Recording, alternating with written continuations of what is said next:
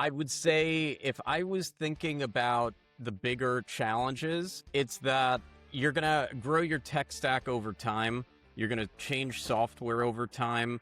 And when it comes to commerce, often data needs to flow in more than one direction. There's more happening. And so if I were giving you examples, over time, you're going to get a new ERP, or you're going to add a CRM in, or upgrade your CRM, or things are in flux. And often, like the way that we look at it, we might get an e-commerce order and it might need to go to the ERP for accounting, to a warehouse management system for shipping and fulfillment, and go to the CRM so the sales team has visibility all in one fell swoop. We can get that order once and transform and translate out to each receiving system.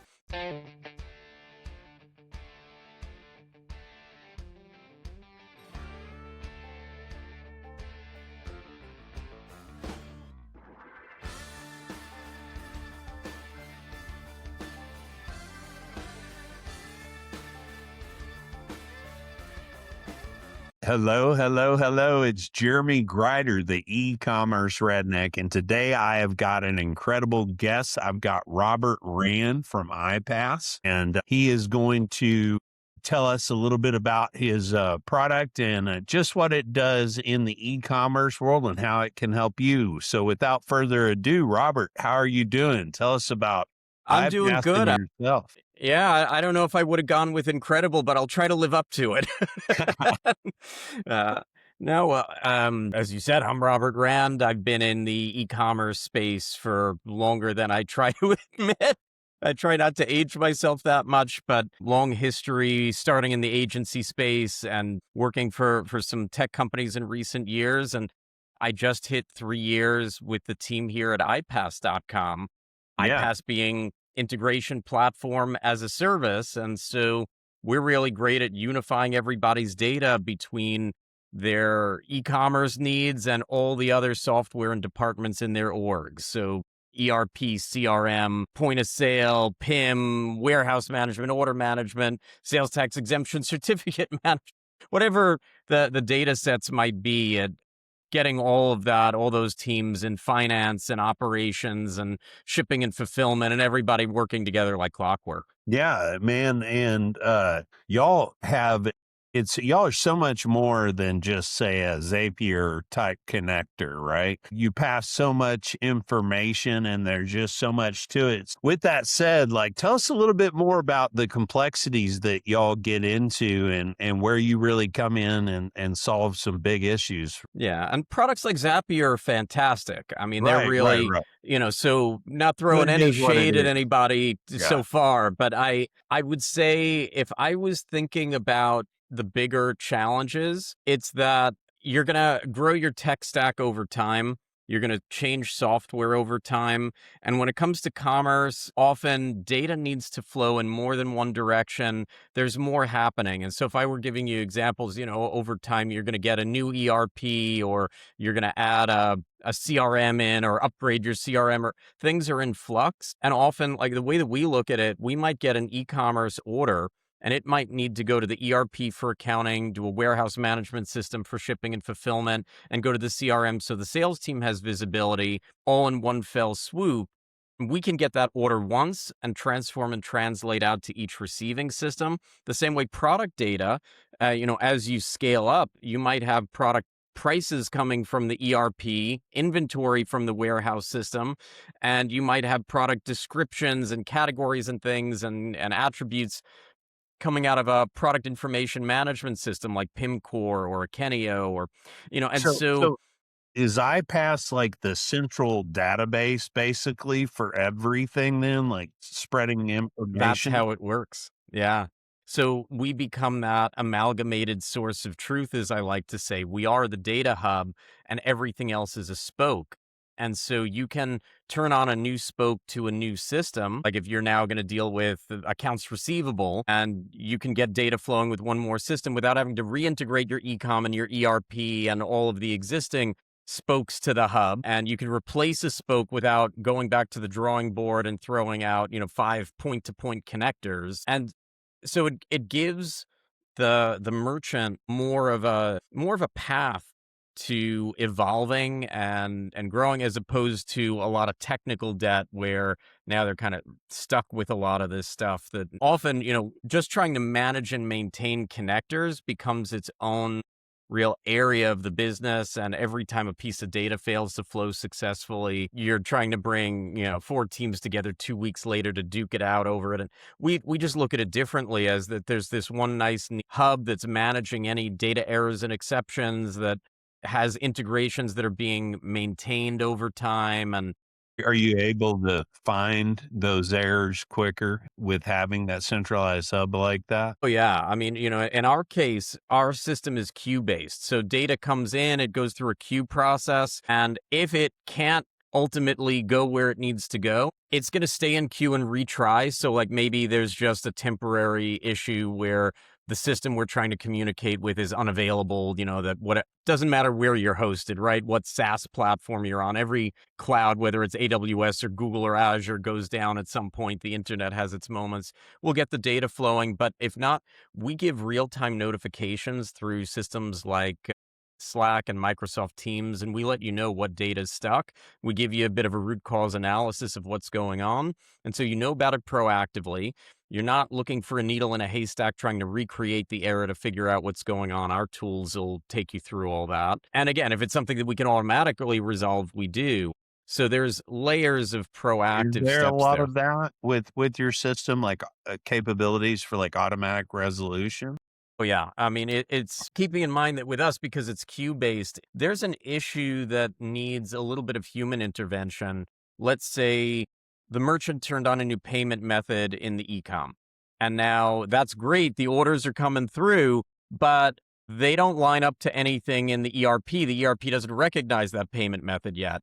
Right. Those will stack up with us. But if you fix that one issue, everything can flow. You're not now trying to manually re-enter everything. You're not, So there's a lot of different examples like that I could give you, where we're built to help alleviate not just, thinking about implementation, but thinking about real world scenarios where there are, days where data has challenges. What happens when you get a new product line and it's missing some data? There are times when our system will just be used to generate its own alerts for data that isn't necessarily stuck, but that that you want to have eyes on. So a common example would be with e-commerce product data. Most e-commerce systems will accept product data without a category, but the products won't sell as well. It's not well merchandised. It's not as easy to find. There's no API error, but our system can generate an alert in a situation like that to let you know, hey, these products are missing categories. So you can set up all kinds of rules like that and stay ahead of the curve. And so when you see, it's one of those things, you have a problem once, okay, you have a problem twice, now it's time to set up a rule. Right, right. And now Something I that want, can help. you want eyes on that. And just Right. because the ecom platform's not going to let you know doesn't mean that you don't need to know. Well, I think a lot of people too don't know how to handle complexity sometimes, and the way I look at this kind of tool, there's a certain place where your e-commerce complexity with your business, maybe you have, stores, maybe you are a retailer or warehouses or whatever, but as it grows in complexity, at what point do you really see IPAAS as being like a good spot to really start using that as a centralized hub? In the e-commerce world, our customers are usually starting with what we consider two integrations, the e-com, and it's often at, one other system like the ERP or the point of sale, some kind of a source of Almost truth always. for the product data. Yeah. And then we see it grow and grow. And often, people that are coming to us might already be arriving with 10 systems that need to be integrated. But a lot of the time it'll start with just the two. And when you think about it, these are two-way flows often, or even more so, we get product data flowing down from the source of truth, like the ERP or point of sale, into the e-com. But that also means everything's stitched together so that when the orders are coming back, the line items are going to match up perfectly. And we know that everything is going to flow properly. And if there is an issue, it's very easy to pinpoint why. And then the orders are going to go, let's say, back to the ERP or point of sale for fulfillment and such. But then we have to get back shipping and tracking information, any Mhm. canceled order line items, deal with any refunds back and forth, any cancellations, that there's a bit of a handshake happening back and forth. And so we see ourselves as being able to provide a really elegant solution around that. When we talk about situations like B2B, obviously complexity goes up. Right. And right from the get-go, you have to ask questions like, where are customers being approved? Are they being approved as companies or as individuals? Are they, how do you decide what prices they're going to see? Do they have Right. individual pricing that they've negotiated, or are they in a group that gets unique pricing? Do they have to be logged in to see it? And Can you have like this connected to a B2B store? I mean, this is probably a simple question. And your B2C store oh and yeah, be balanced. Oh, okay.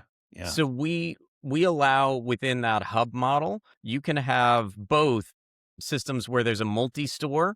So you've got one Magento or Adobe Commerce or BigCommerce or Shopware, whatever multi-store hooked up Right. as one, but you might also have 10 separate Shopify stores that you want to hook up. And so that's all, you can add as many different spokes. It's just different API credentials for each account. And sometimes I think about, so now you have these B2B customers.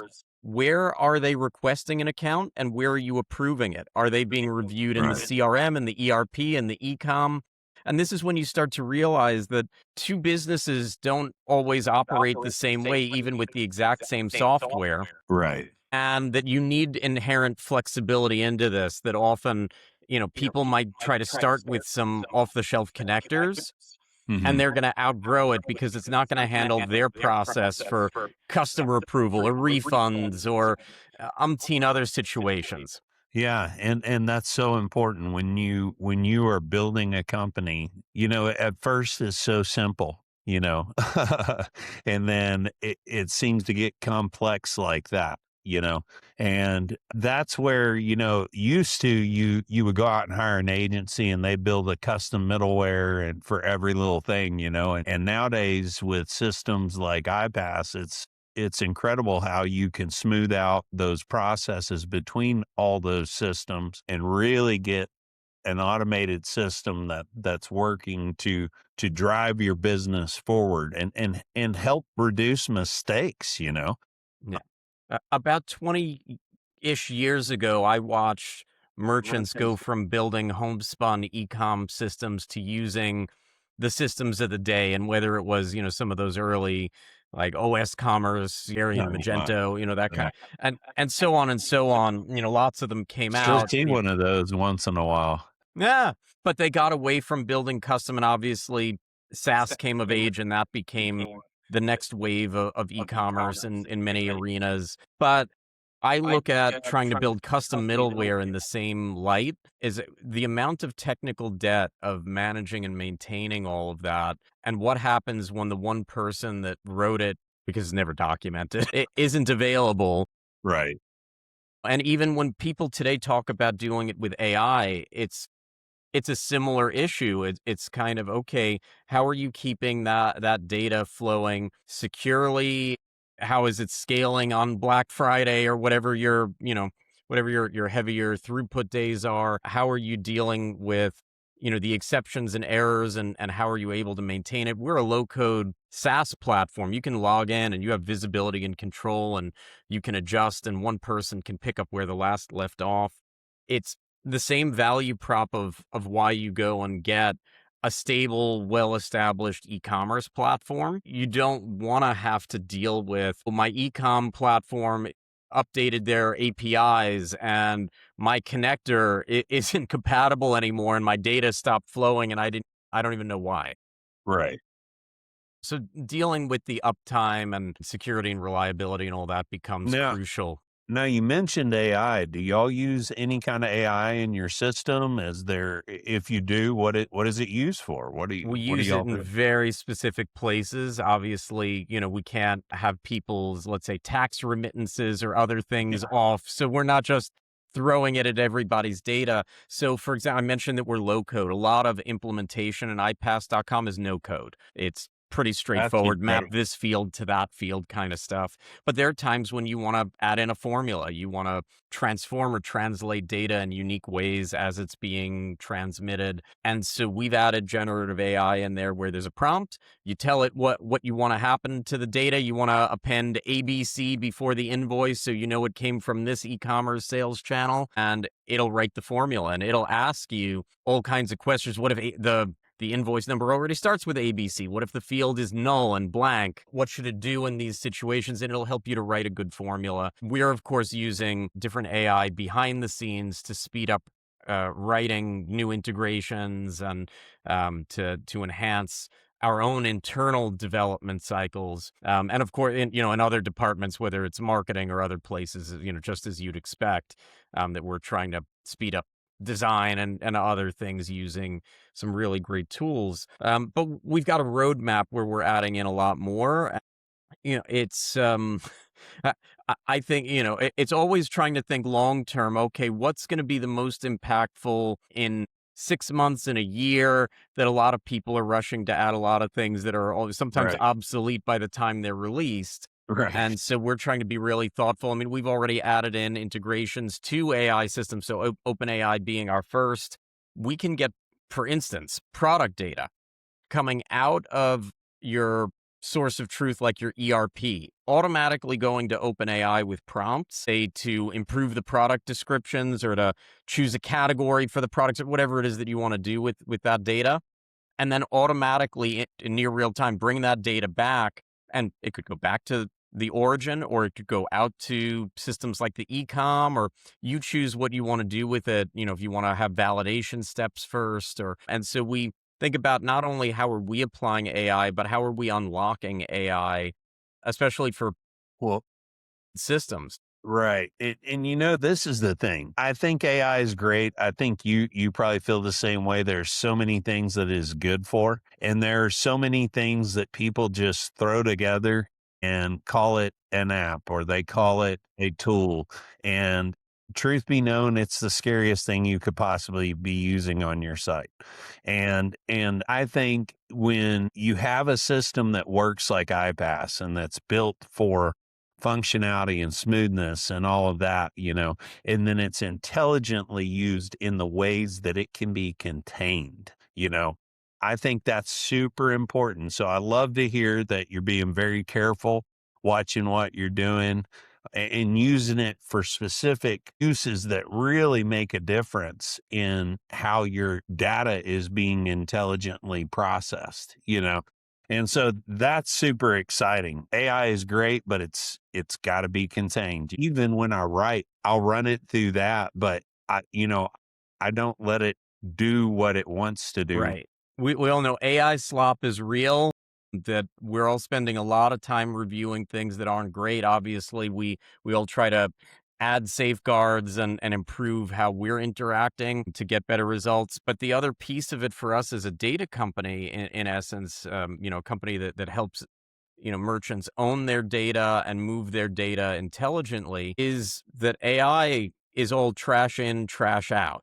Right. So data quality, data hygiene becomes huge, and the ability to bring data together becomes a big deal.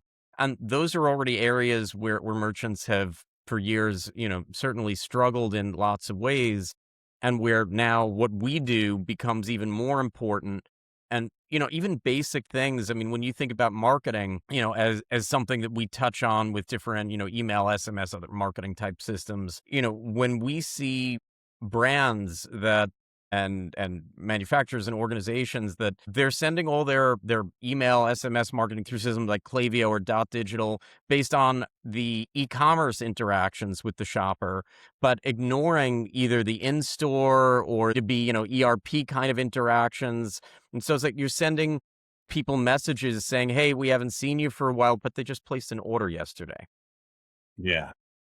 By not combining things effectively, it's definitely leaving major gaps. And when you're talking about reporting and analytics and business intelligence, same challenge, that you've got to break down the silos. So, we see ourselves straddling a lot of different areas here of challenge in the age of AI. And really, without trying to be the completely AI based system ourselves, but rather being the rails that you can trust and that are going to unify everything effectively. I was just thinking too, because I imagine your analytics and your data has got to be so much better if it's going through a system like this that's properly dispersing it to the right things. Something like, Polar Analytics or some other analytics software like that. It seems like it would have so much more data to pull from, understanding it from a holistic perspective, tying into something like that. I would love to see analytics working with your tools.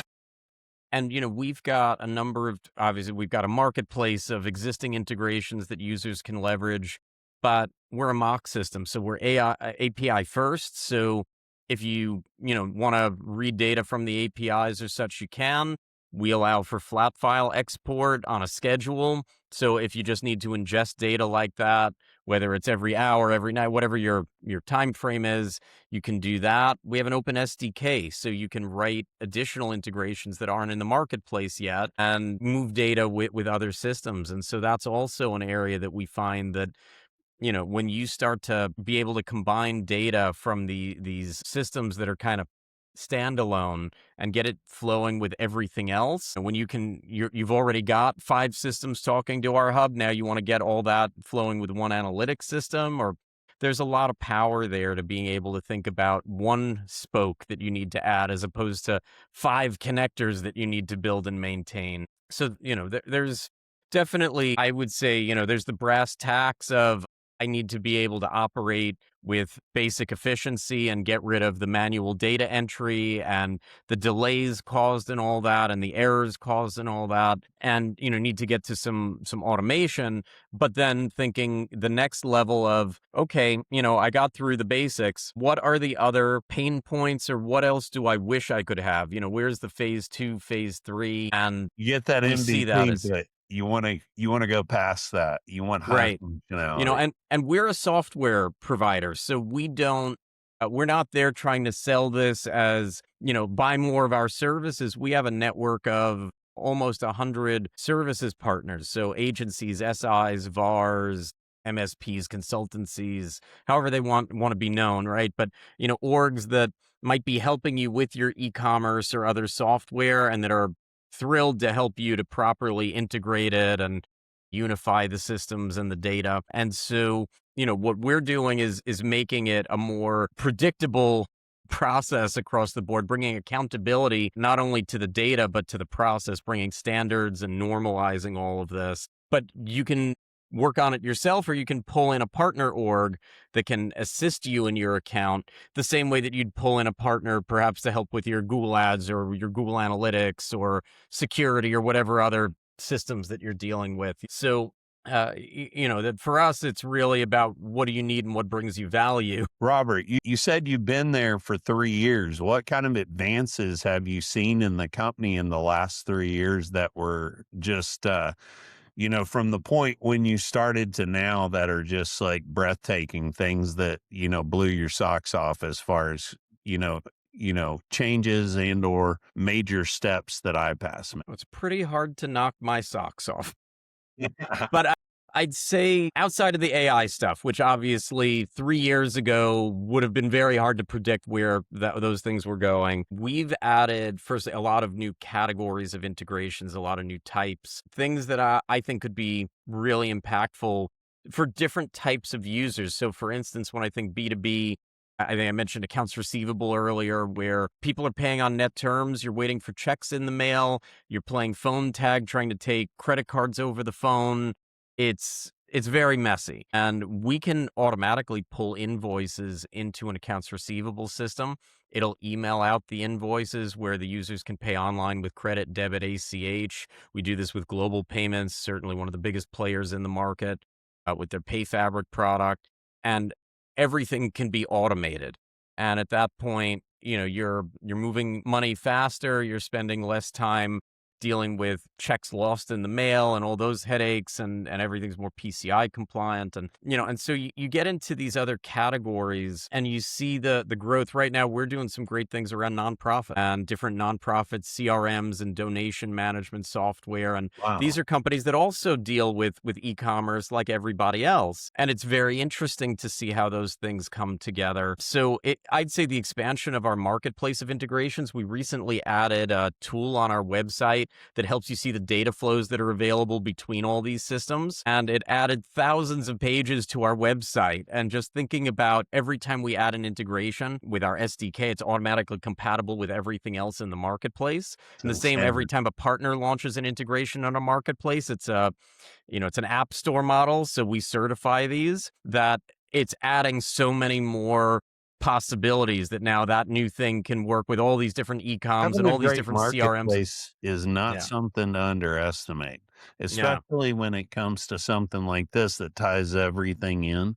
Um, the it gotta be the most important thing is to have a good marketplace that attaches to the things you need to attach to, you know? So, and does it with intelligent connections and gives you all these capabilities to be able to, set that up the way you need it to move. I'm excited. When you did the demo with me, I was really impressed with the intricacies of your product. Well, I didn't build it. I can't take credit for the product itself, but I love demoing it because it demos so well that, for those of us that have been doing this for a while, the first thing you say is, where was this on that last project where I was trying to deal with this all either custom or with a more legacy integration solution, something where, yeah, there's a framework to create a connector, but it's all point to point and it's very code heavy and it's very intense to launch and maintain. And this being just a next generation solution, bringing more modernity to the whole process. So Well, no, I appreciate that. and I love the fact of how things are moving along to where there is no code and things like that included in products like this, because used to it was all foreign, and I love the fact that somebody like me who is, pretty technical can get in there and look around and understand what's going on. And I think products are becoming so much more approachable. You look at products like Klaviyo and how they've grown over the years, and I'm sure y'all have a great integration with them too. So, We do indeed. and being able to have your Klaviyo talk to your weird POS system that, or whatever, that's important. Being able to connect those things and being able to have things cross over in data. So, Well, and the ability to have, I used the phrase earlier, one person picked up where the last left off. right. Sometimes we've all been seeing agencies and service providers get acquired or change structure. And sometimes the agency outgrows the merchant. Sometimes the merchant outgrows the agency. But the ability to not have that lock-in of here's this custom spaghetti code that you are beholden to each other. You can't get rid of each other because nobody else can touch this stuff. Right. And it's been how people held on to clients sometimes. And it's just this is really Or the got stuck with them. yeah. Well, Yeah, a product it's like this. funny, but 10% of your clients in the services space will eat 90% of your resources. When you've got that client that wants everything done same day, but never wants to pay on time and whatever it is, those merchants exist. Hopefully not many of them, but when you need to when they're abusive to your team, but they're telling you that you have to do it or they're going to sue you kind of thing, not having the ability to make a change isn't great for the agency either. And No. when you put it that way, every agency knows that exact client that I'm thinking of in their book of business. And you do want to have the ability to say, hey, look, we're really booked up at the moment. Here's some other options that work with your e-commerce platform that we recommend, and no hard It's a part feelings, of the best of luck. democratization of e-commerce, putting the power in the hands of the e-commerce store owners and or corporations so that they can actually own their data, Right. own and understand it.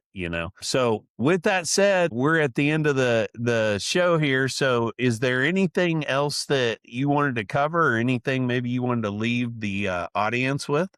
I think that we tackled a lot. Certainly, if anybody wants to ever chat about data, I'm easy to track down. Feel free to share my LinkedIn profile, any info as you share this out. But right on our website at IPAAS.com, you can schedule a demo or book a meeting to learn about partnership or anything. And we're always happy to, learn more about your business.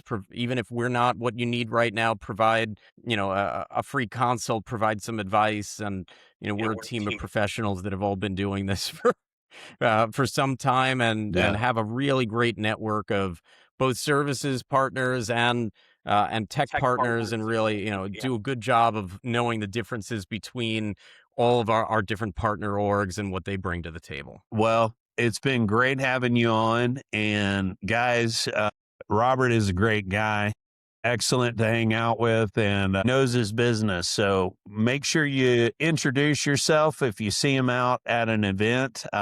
He is a great conversationalist and he's got a great product. And it's not hard to sell something that's a great product like this. So with that said, thank you, Robert, and we will see you soon. Thanks. Thank you. Hello, hello, hello. It's Jeremy Greider, the e-commerce redneck. And if you like this content, please like and subscribe. Thanks.